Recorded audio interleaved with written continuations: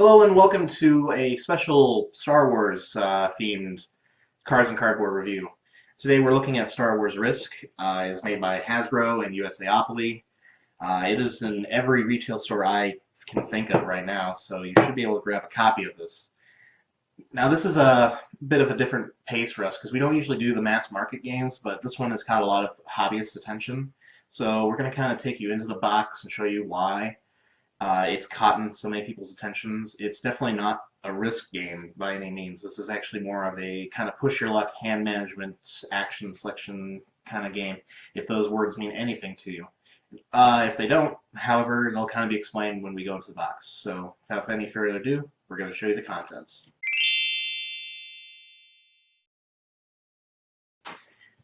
Hey everybody. Okay, so this is kind of the setup view of what Star Wars Risk is. And yes, the board is kind of like a TIE fighter. Usually you have the Empire side on this side and the Rebels on this side, mainly because this is all the Empire's relevant data, and this is all the Rebels relevant data. I have, forewarning here, upgraded the ship components from the little cardboard chits here, which are the Executor and the Millennium Falcon here, to their similar ships from the Micro Machines line.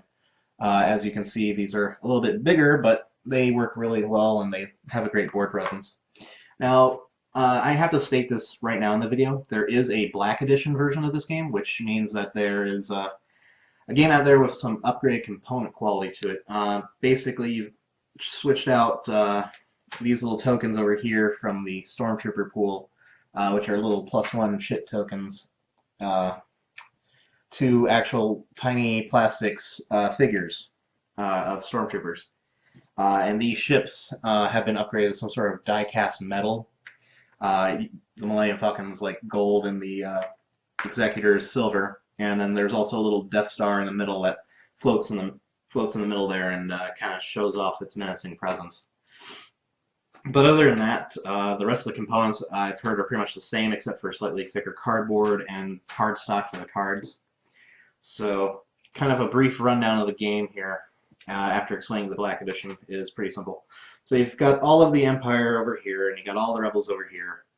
And this is the not anything from the new Star Wars, despite having Mr. Kylo Ren on the box here. So you're going to have to kind of explain that to somebody who's opening up this game. It is not like the new Star Wars Risk. It's more of the Battle of Endor Star Wars Risk, and that's what this game is kind of trying to simulate. So you have the Battle of Endor track over here, which I'll pull forward so it's on the camera a bit more. This track represents the Rebels' assault on the shield generator on the planet of Endor. And basically, they're trying to get their little marker here all the way to the top track here to deactivate the power shield. And once that's taken care of, the Death Star in the center here can be attacked by any ship that the Rebels have. And if they roll a 6 on the die on an attack on the Death Star, they automatically win the game. Now, the Empire side, what you're trying to do is you're trying to eliminate this entire fleet. If at any time the Rebels have no ships in their fleet, the Empire wins. And then on the far side of the track here, you actually have two different things going on here. You have the health points for the two big ships, the Executor and the Millennium Falcon here, as well as the duel of fates here between Luke Skywalker and Darth Vader.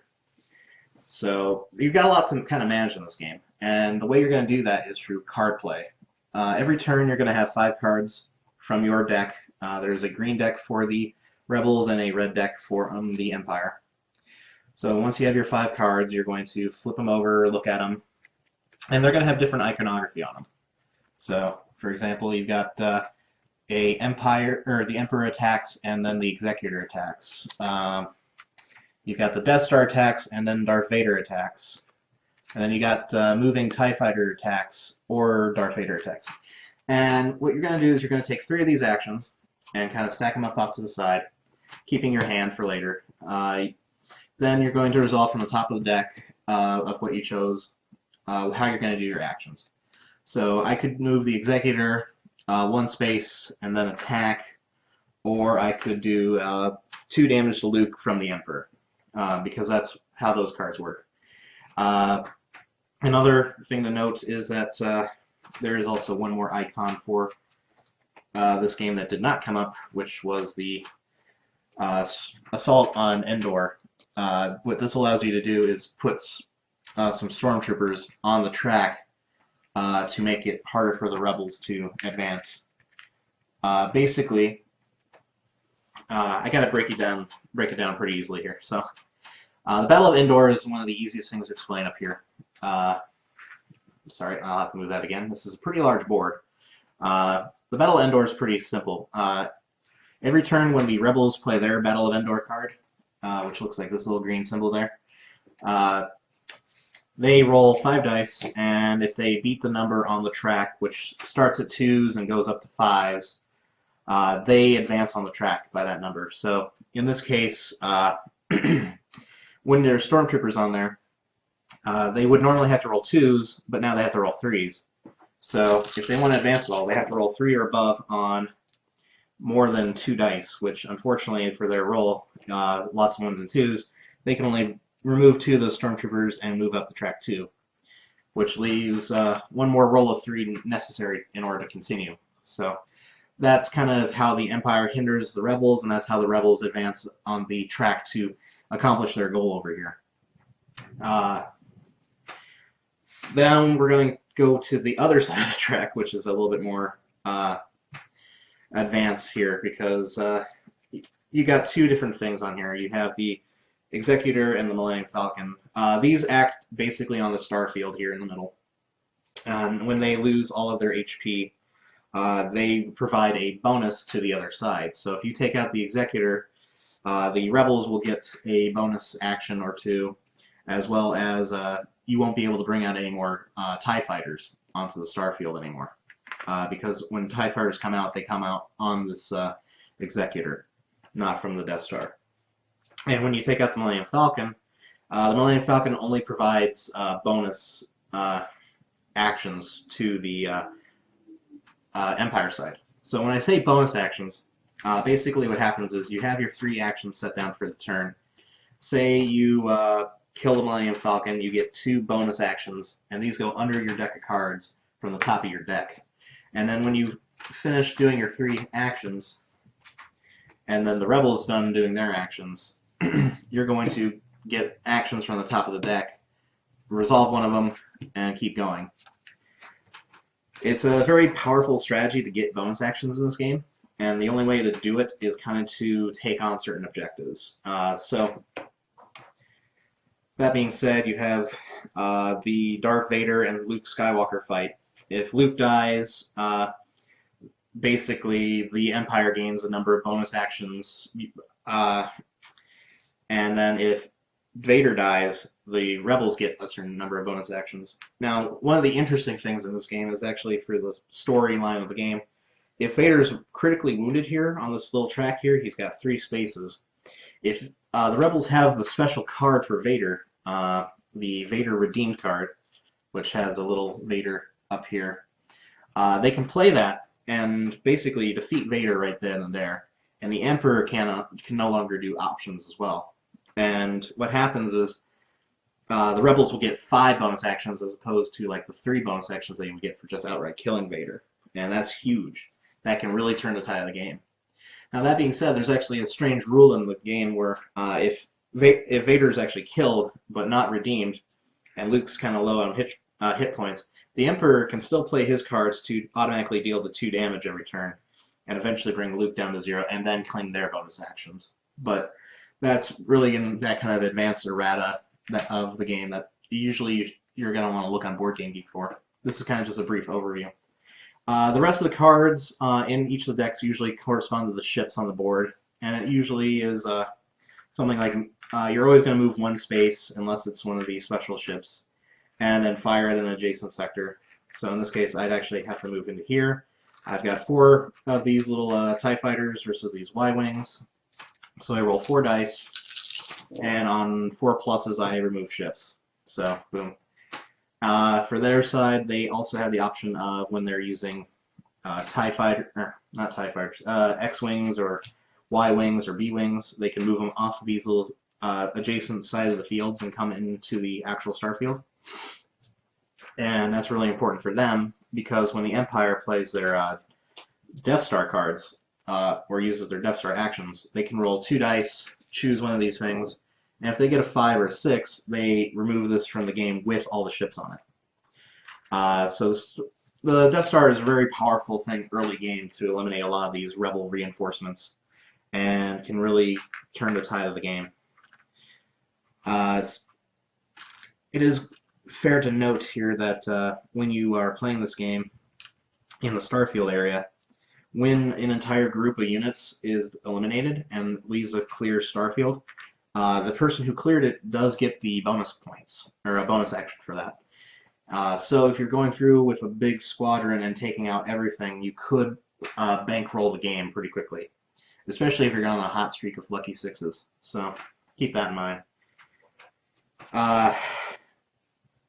When the Death Star has taken care of all of these rebel fleets outside of the game, they can actually target a space inside the field and start destroying ships that way with their action. And again, they still have the same 6 or 5 rule, and if they hit, it destroys everything in there regardless of what it is. So if you've got the Millennium Falcon with a bunch of B-wings and Y-wings all in one space and it gets hit, they're all gone. And of course, that's how the Empire wins, by eliminating all these units. Now, unlike the Empire, the Rebels' only reinforcements come from these spaces and what's on the board, so they don't get any more ships, they just get to activate them.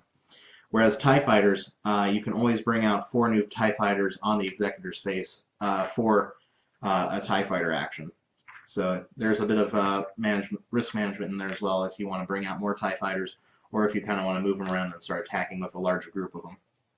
So I've rambled on a bit about this game already, so we're going to kind of take you into the final thoughts already and tell you what I think in a final thoughts review.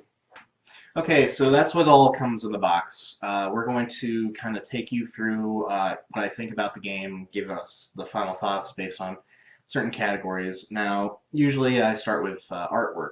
Artwork in this game, it works really well. It's got a great table presence. The boards are nicely cut out. The plastic pieces themselves aren't bad, but these cardboard cutouts, ships for like life totals, and the ships are not exactly the best quality. I'm kind of glad I upgraded to the micro machines that I found at Target. You should be able to find these around under the Space Escape for what one came with the Millennium Falcon and the Super Star Destroyer, so just a little bit in that.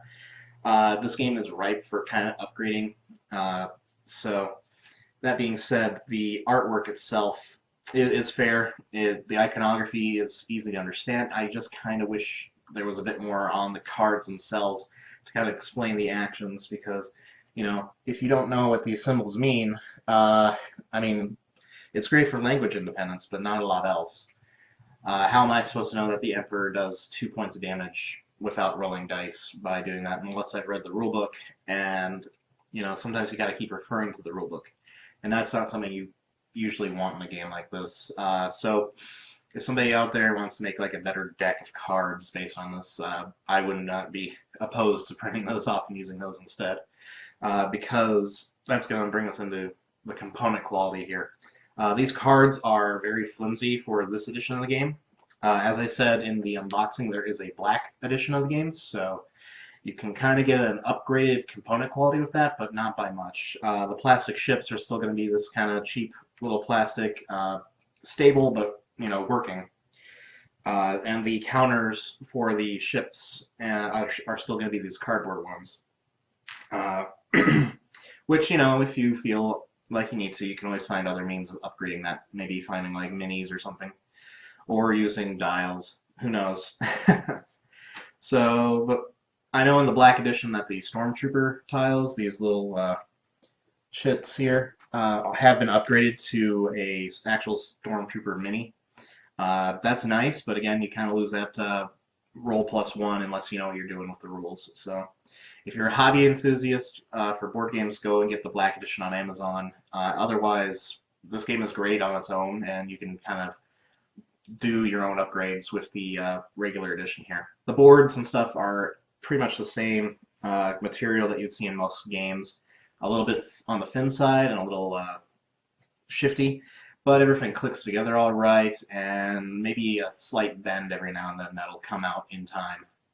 I think that the game will last you a pretty good number of plays for a mass market, and heck, if even if you play it 50 times and it wears out, you can probably still go out there and buy another copy of this game for like 20 bucks, and you'll be set. So there's really not much to say about that. You get pretty decent quality components for about 25 bucks. Into the mechanics category. I'm sorry I have a bit of a sniffle here, but the mechanics are what really drives this game. So I've never played a game called The Queen's Gambit, which was from episode 1. I didn't have that experience, so this is the closest thing I've gotten from other hobby fans telling me what this game is kind of like. But what I see about this is it's a very interesting resource management, risk assessment game, so you're going to have to constantly kind of build your strategy based on what your opponent is doing. So if they're kind of going right after the shield generator a lot, that gives you a lot of options to mess around with the space field, or you might want to counterplay them and advance that shield generator up to give them even more problems. Uh, Basically, as the Empire side, your main goal is just to take out everything in the space fleet. If you manage to do that, you've won the game. That's just hands down how it goes. But if even one ship is fruit, left, and they bring down the shield generator, they still have that 1 in 6 chance of taking down the Death Star at the end of the game. So that's really where the excitement comes in. And really and truly, the bonus actions is where the game really uh, shines as far as what you're going to do and how you're going to strategize. So if you take out, an entire sector worth of ships, you're going to have the ability to get those bonus actions for that. If you kill Luke or Darth Vader or you redeem him, you get bonus actions for that. If you take out the big ships, they come with their own rewards. So that's definitely something to keep in mind whenever you're strategizing and trying to assess what you're going to do on your turn.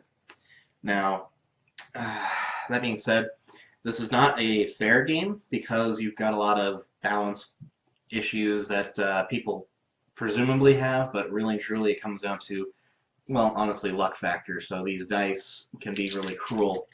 And, you can roll 4 ones when you need 4 threes or something like that, and that's just the nature of the game. I've played both sides against my wife. She's won both, of course, but part of it has been from bad dice luck on my behalf, and getting those bonus actions really drives it forward. So sometimes you might want to commit to putting one more unit out to attack something, just so you can clear out that space, or try to group your units together to avoid your opponent getting those bonus actions. But of course, if you're doing that, then you're not defending Darth Vader, or you're not defending the shield generator. So you got to really, it's a rough game for that fact. So that's what really makes it fun. You have to counterplay and outplay your opponent, and just get that little bit luckier than they are. So that's why I think the game is actually fairly well balanced on both sides. So that being said, we've gone through the multiple factors that I normally go through for these reviews, bringing us down to the fun factor and final thoughts of replayability. So this game, if you play one side, you're definitely going to want to play the other. If you're doing like a tournament mode style, you play one side then the other, you can do that in about an hour or an hour and a half. This game is not slow. You can actually do this game really quickly if you know what you're doing and you don't have to check the rulebook. So play a few times, get used to the game, then start playing both sides in a single sitting, and you're going to have a pretty great time. Otherwise, you can just pull it out and play it really quickly. The only problems I have with the replay factor are the cards are the only thing that really get shuffled up and randomized, along with the dice rolls, of course. The setup is always the same static setup that I showed you earlier. So you're kind of going to have to get used to that, unless there's some way you can alter the board later on, or maybe you add a variant or something to the game.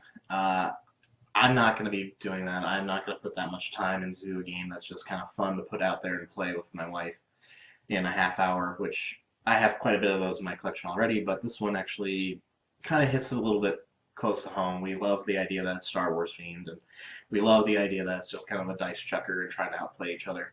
So that being said, replay factor.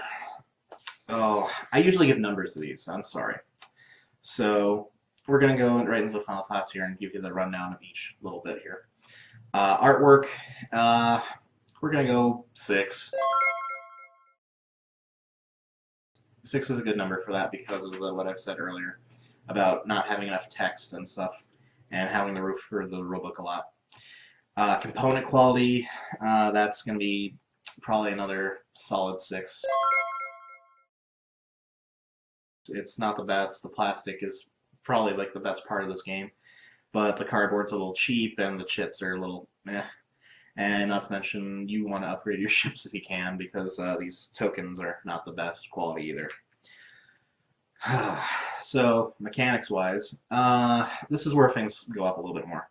Mechanics, for what it is, it's a very good 7. I like what I get out of this game. I like how it plays, and I like these bonus actions. I just wish they were more present on the board space, so they kind of missed out there. Replayability. This is the weird one since it is kind of asymmetric in a sense, but it's also always set in the same stuff for the setup. I'm gonna have to say, probably a 7. Because it's a fun replay experience because it's so quick and there are 2 sides to try out and different opponents that you can play with.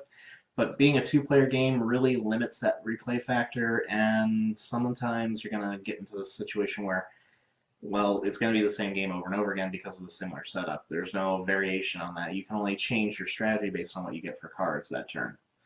And you got quite a nice little bit of selection there, so you got to really utilize that. So, final thoughts overall. I got to lean towards the 6 or 6.5. Mainly because it's a mass market game. You gotta give it that. It's not, elegantly designed. It's not particularly that impressive in the table space, but it looks good. It plays good, and everything about it is just in that good territory. I would definitely recommend playing this with kids, maybe 7 or up, if they can understand dice rolls and a little bit of what the icons mean.